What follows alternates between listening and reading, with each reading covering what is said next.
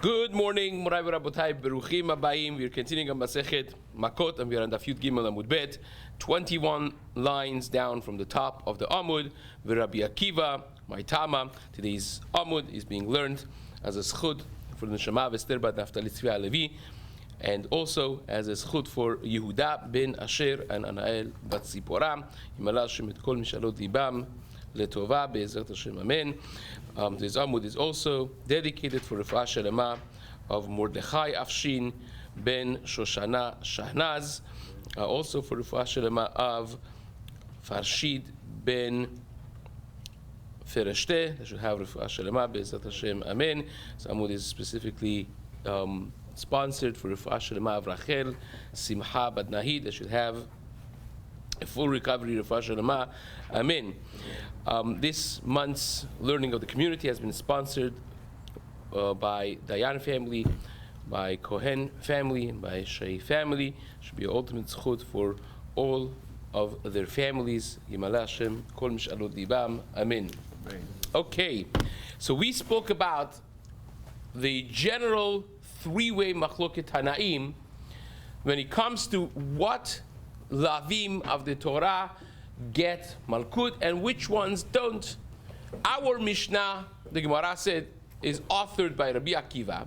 Rabbi Akiva is the one that holds a regular lav gets malkut, and a lav that has karet, let's call them the high offenses, the high level offense of the lavim that get karet, also they get malkut. Rabbi Ishmael held that not only the lavim that get karet, they get malkut, but also any lav that gets the highest level of punishment, which is, there are two high-level transgressions. There are those who are karet, there are those who are mitat bedin, that get capital punishment by the bedin down here. So Rabbi Ishmael says not only karet gets malkut, lavim that have karet, they're punishable by karet, they get but even a lav that is punishable by death penalty, by mitat bedin, still gets malkut also, which Rabbi Akiva does not agree with. Those are and then there's Rabbi Yitzchak that holds none of them get karet, none of them get malkut rather. A lav that has is punishable by karet, a lav that is punishable by death penalty, none of them get malkut. Those are the three shitot. We started explaining them, and now the Gemara is going to discuss specifically the shita of Rabbi Akiva versus Rabbi Ishmael. So says the Gemara, Rabbi Akiva my tamam. What is the reason behind the shita of Rabbi Akiva? Because the pasuk says keder rishato. You have to hit him when you are applying malkut. You have to hit him keder rishato, the amount of his wickedness. But the way it's written is singular form. So says the Gemara, mishum risha'a achat atam hayevo ve'atam hayevo mishum shtei rishiyot. You could only give him for one transgression, one punishment. You cannot give him a double punishment. So therefore, you can't give him mitah umalkut. You cannot give him a death penalty together with malkut. Rabbi Ishmael, hanimili mitah umamon. Rabbi Ishmael also agrees with that, but he says that's only with different categories of punishment. For instance, we don't charge him and also give him a death penalty. If someone, example we gave yesterday, someone shot someone that was wearing a expensive suit or cheap suit, whatever, you don't charge him for the suit and also kill him for killing the guy. Or malkutu mamon, same thing is, you don't give him lashes and charge him money. You have to pick one. But mitah malkut, death penalty and malkut, they're the same category. Because when you are hitting him with lashes, it's on the way to death penalty, it's really more of the same. It's the same category. It calls it, Rabbi Shmuel calls it mitah richtahi. It's an elongated death penalty. You start with beating him up with malkut, and then eventually you kill him. Aval mitah malkut mitah richtahi. Now the Gemara goes back and forth between the two. If you are telling me that you cannot give two different punish for two different rishiyot, mishum rish'a achat, only for one transgression, you could give only one punishment. So the same should apply really to karet as well. Chayave keretot nami. My Amrat, says the Gemara, what are you going to argue back? Now, we already know what he's going to argue back, because the third line from the Gemara up here, the Gemara already told us that Rabbi Akiva explained his shita, his belief, that by karet, you could do tshuva. The person who has transgressed something that deserves karet, he had illicit relations, he worked on Yom Kippur, he ate chelev, he could do tshuva, Hashem will forgive him. So therefore, when I, as the Beit Din down here, I am giving him a punishment of malkut, it perhaps is the only punishment he gets, because he could do tshuva and get off the hook with karet. The Gemara says, well, you're going to say that? Which is already what the Gemara said on behalf of Rabbi Akiva. My Amrat she'im asu tshuva hashtamiat lo avdi. The Gemara says they haven't yet done tshuva. So as far as they are concerned right now at this moment, as it stands, they're chayav karet and they're chayav malkut. So you're giving them both. You shouldn't be giving them both. Says the Gemara, Amar Rabbi Abahu. Rabbi Abahu tries a different route to Rabbi Akiva. He says, you know why it is that our Mishnah has all this long list of people who get malkut that are all chayave keretot, that they all get karet? It's for a different reason. You are correct. From the pasuk of mishum risha'a achat ata mechayevo velo mishum shte rishiyot, from that chayave mitot bedin are excluded, and so are the chayave keretot. Both of them are excluded. In other words, if I only had kedei rishato, I would say, you know what? Kedei rishato excludes all of the chayave mitot bedin, all of the people punishable by death penalty, also excludes all the chayave keretot, people who get karet. But the issue is, the reason Rabbi Akiva says that if you're chayav karet, you still get malkut, is because he has a pasuk that tells you explicitly the chayave karet get malkut also. How so? Says the Gemara, Amar Biabahu, beferush riveta Torah chayave keretot lemalkut. The Torah has explicitly added into the parasha of malkut those people who have transgressed averot of karet. How so? The Gamar le'ene mi le'enecha. By chayave karet it says v'nichretu hanefashot haosot le'ene. By people who have transgressed karet, the pasuk says le'ene. I read to you the pasuk from the side. V'nichretu le'ene b'nei amam.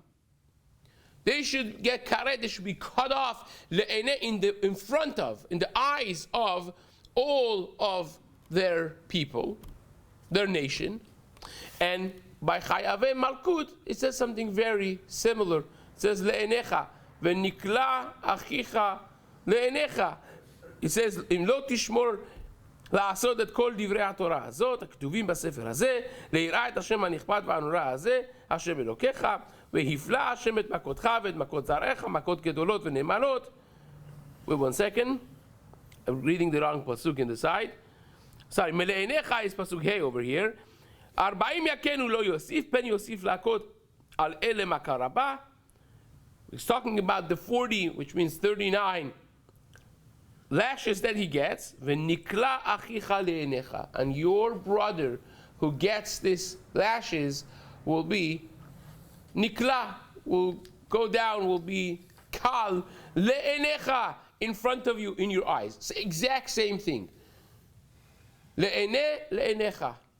So why do you have to say he will be nikla le'enecha, or there will be nichrat le'ene? Why do you have to say that? It's coming to tell you that these two are linked together. Just like a person that gets a regular lav gets malkut.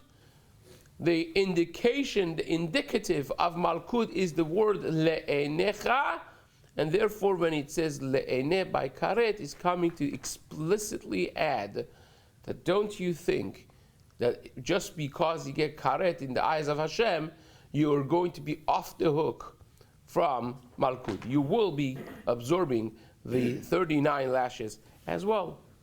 So Rabbi Abba says, well, you have a pasuk that explicitly says, you get karet, I don't care. You still will be getting the set of lashes. Amazing. The Gemara says, wait a second. It's nikra tu le'nei b'nei amam. That's the commonality. Le'ene. Le'ene is the key. By karet he says le'ene, and by malkut he says le'enecha. So we're willing to compare those two together. Gemara says, wait a second. I found a pasuk that says a very similar word for chayave mitot as well. So why don't you just add everything in?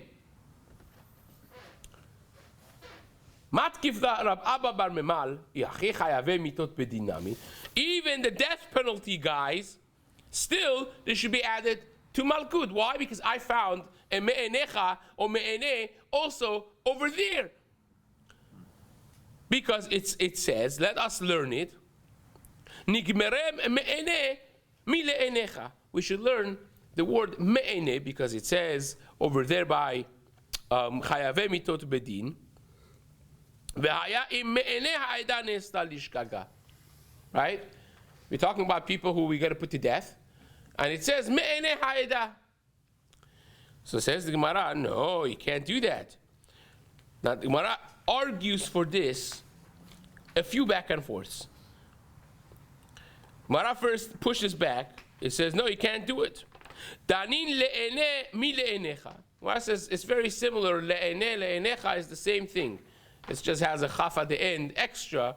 It's le'ene, le'enecha. That we could do. Ve'en danin me'ene mi le'enecha. But me'ene is a different thing already. Right? The Gemara says, seriously? You got to go there? I will bring you an example that's even worse than this. We learned this together in Masechet Makkot, for those who still remember.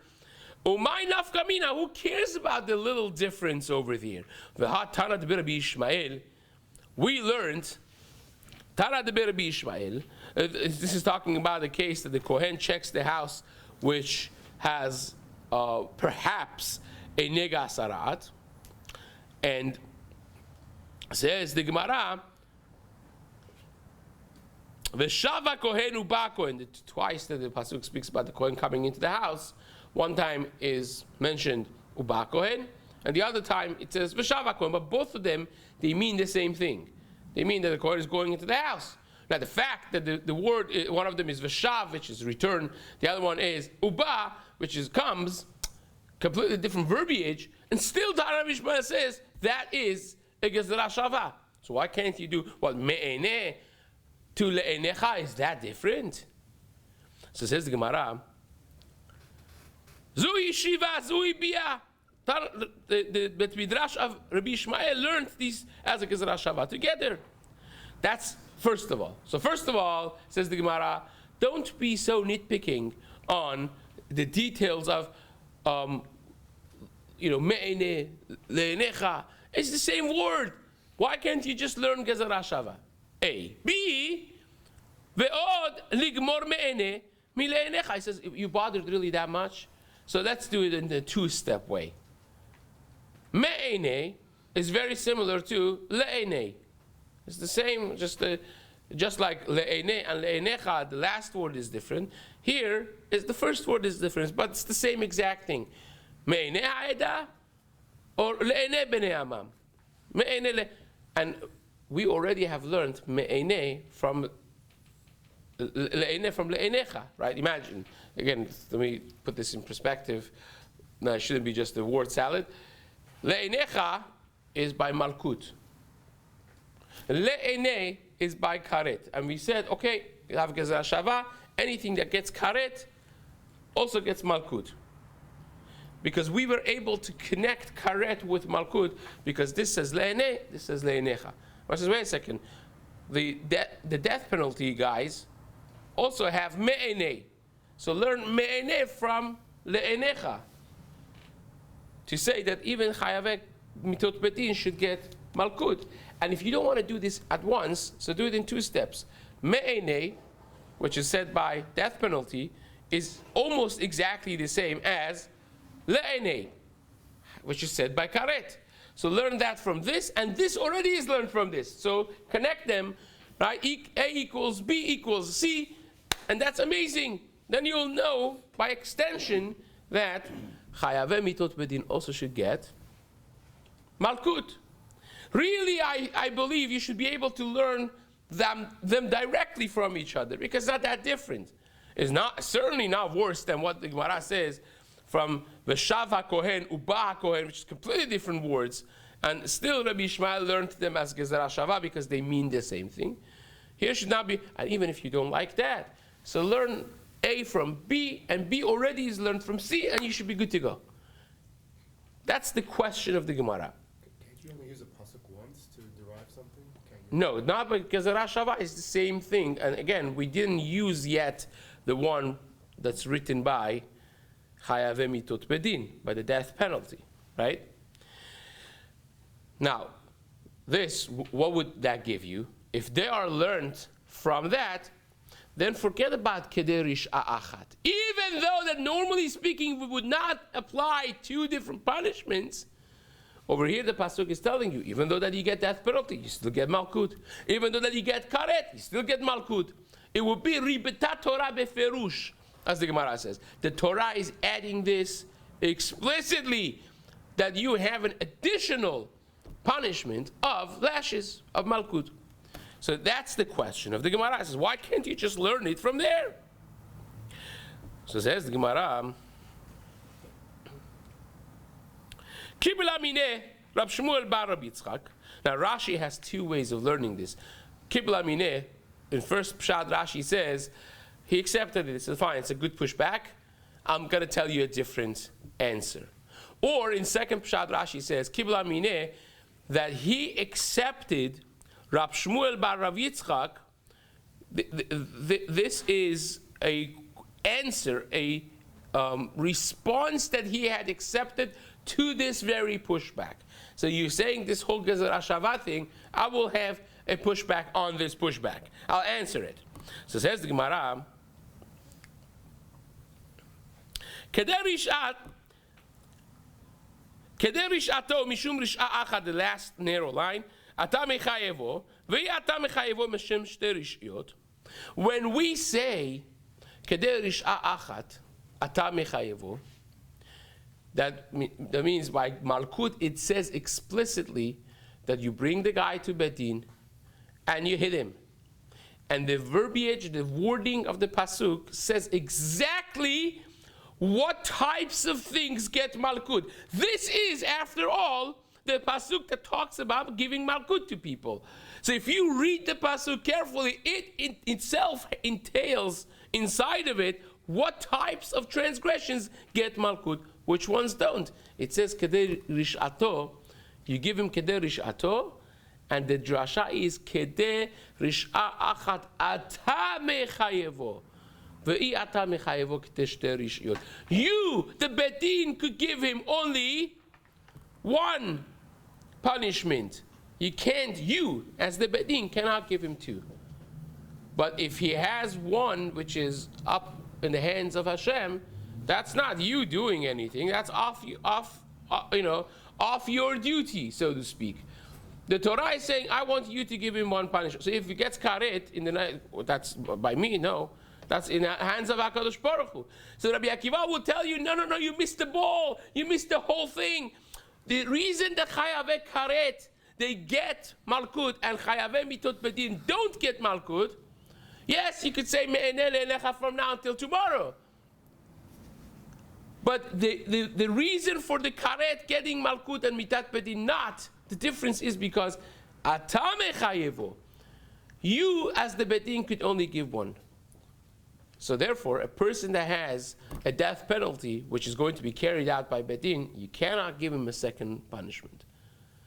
But the one that gets karet in the hands of Hashem, you could give him still malkut.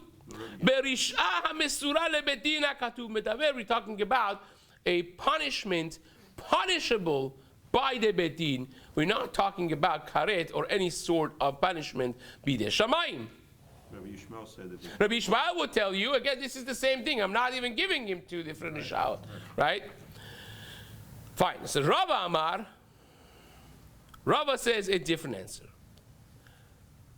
Atrube, this is redefining the machloket. Rabbi Akiva and Rabbi Yishmael. Rava says, I have a very important announcement to make. Nobody argues with when you're going to kill the guy. Rabbi Akiva, Rabbi Yishmael, everybody agrees. If you are going to be hanging this guy, chenek is hanging. If you're going to be giving him skila, serefa, hedek, if you're killing him tomorrow morning, you're not going to lash him. Even according to the Rabbi Yishmael, you're not going to lash him. Nobody argues that you're not going to give him malkut if you're going to actually kill him. The whole difference is the type of transgression that he has done. So imagine if he has done a transgression that would have, should have, could have gotten a death penalty, even though that now it's not going to get death penalty, for instance, he didn't have hatra'ah. He had witnesses, but he didn't have hatra'ah. The edim, the witnesses, did not say to the guy, Reuben, don't do it. If you do it, we'll kill you. So he had no hatra'ah, but you have witnesses that he did it. So he transgressed a type of law that would get mitat bedin, but he is off the hook. He's not getting mitat bedin, right? So now what? Do we at least give him lashes? Or maybe even lashes he doesn't get. That's the machloket Rabbi Akiva and Rabbi Yishmael, says Rava. Says Rava Amar, Atru belektala, if they actually gave him hatra'ah, they gave him warning for death penalty, nobody argues that he's not going to get lashes.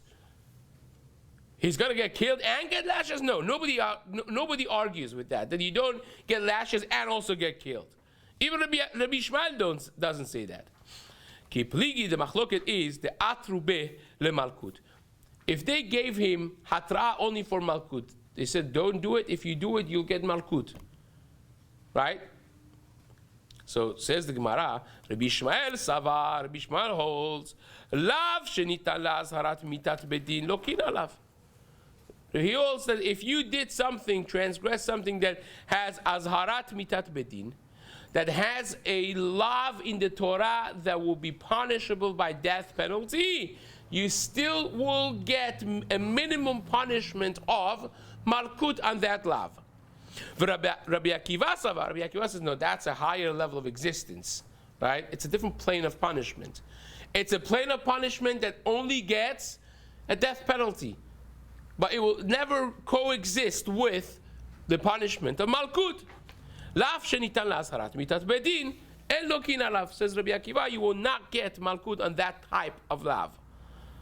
So says the Gemara, wait a second, Rabbi Akiva yachi chayve keretot nami. If you're telling me that this is a higher level transgression, a different plane of existence, why doesn't Rabbi Akiva say the same thing about chayve keretot? Karet also is a different transgression, a higher level. It should be lav shenitan lazharat karet. So says the Gemara, and this needs a little attention. Amale Rav Mordechai Rav Ashi. Mordechai said to Rav Ashi, the reason is Hachi Amar Abimi miHegronia. Abimi from Hegronia answered this question, explained your question, Mishemed Rava, from that he heard from Rava. You know why? Because Chayave Karet don't need Hatra'ah. So when it says a lav by them, listen well, Rabotai, when he says a lav by them, it's coming to teach you that they get malkut. That's why the lav is there. If I need the lav to tell me an azhara for punishment, because we have a klal, we have a rule, en onshin ela imken mazirin. You cannot punish somebody unless there is an explicit azhara of a don't do mentioned in the Chumash. You can't just go punish someone. But that's only if you need a pasuk of a lav, of a don't do, for the punishment. Says Rava, for karet you don't need a warning. You get karet even without a warning. So therefore, if it's telling me a warning in Chumash about karet, it's not coming to tell me that you can't punish him without, it's coming to tell you that he gets malkut. The karet he's going to get anyways, even without a warning. And I'll prove it to you, says the Gemara, that you get karet without warning. So if you get karet without warning, what in the world is the warning for? You know why? It's coming to tell you get malkut. So when by a death penalty type of thing, when it tells you a warning in the Chumash, it's coming to tell you, you can't kill him without warning. So the warning is coming to tell you for the kill. You can't use it also for a malkut. But by karet, if I know that chayve karetot don't need an azhara, don't need a warning for getting karet, they get karet anyways, so what's the warning for? The warning is for malkut. That's the difference. That's geshmak. So says Gemara, how do I know that you don't need a warning for getting karet? Very simple. You don't bring, you sit around and don't bring korban pesach 1 year. What happens? You get karet. There's no warning. If you don't bring korban pesach is a due. It's a mitzvah aseh. It's a positive mitzvah. It's not a lo taset. So there's no warning. And yet you'll still get karet if you don't bring. And same is with milah. If you deliberately don't do brit milah on yourself, you get karet. So says the Gemara.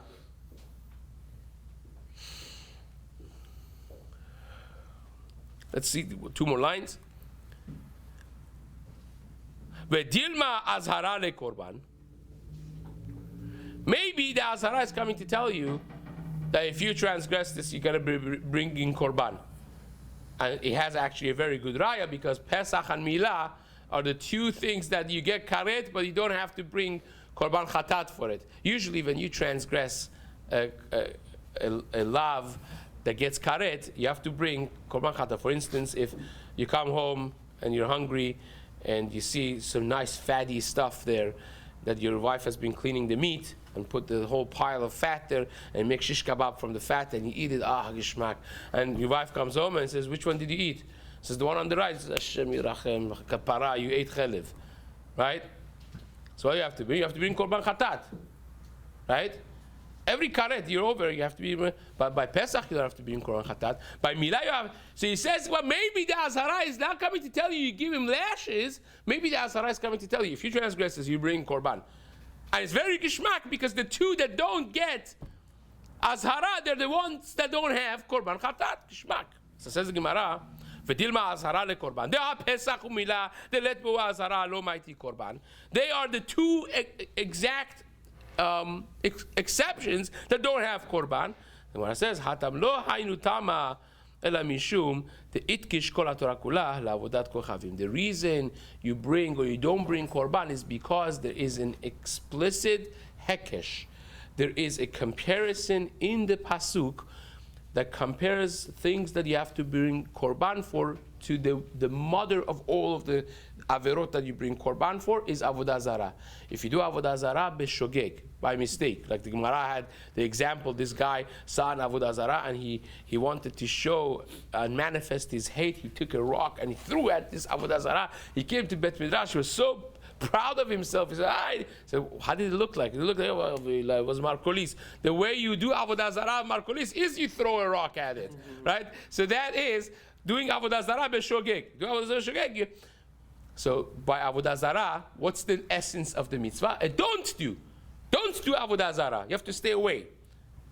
So every time you bring korban chatat is when you transgressed a don't do, meaning you went and did something that you were not supposed to do. But korban pesach and milah is exactly the opposite. You're supposed to do something, you transgress it by not doing it. So of course you're not going to bring korban chatat. You bring korban chatat only if you did something you were not supposed to do, not when you didn't do something you were supposed to do. So therefore, that's the reason. It has nothing to do, and the answer we gave still stands, says the Gemara. Ma avodat kuchavim sheval ta'aseh, af kol sheval ta'aseh, la'afukehani, the kum va'aseh is coming to exclude the two mitzvot aseh of Pesach HaMilah, that you're not going to bring a korban. So that answer of Rava stands very strongly. Now, tomorrow we're going to have the final answer on this question between Rabbi Ishmael and Rabbi Akiva, the answer of Ravina, which Bezat Hashem we will explain and explore tomorrow in the Shiur. Chazak u'baruch.